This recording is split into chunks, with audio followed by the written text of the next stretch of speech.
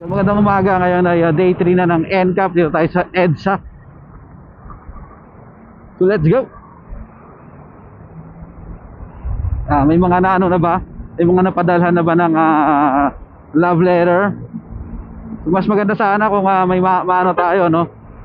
May kapag checkan kung may violation na tayo na parang portal, kagaya nung sa LTO. Makikita mo yung sa LTO kung may violation ka o wala. Online portal. O sa MMDA, dapat sana mayroon din ganun, no? Para at least hindi nakakamba yung mga motorista kung may ano na sila, violation o wala. Para at least makakapag-settle agad sila ahead of time. Di ba? Hindi yung nabibigla sila. Oh, paano na ako? Love letter na ako. Yan, sana may ano dapat, no? Portal man lang.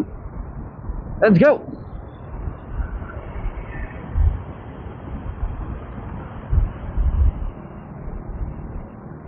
Meron din dito signage ay ano, no contact apprehension. Kaya ingat-ingat din dito.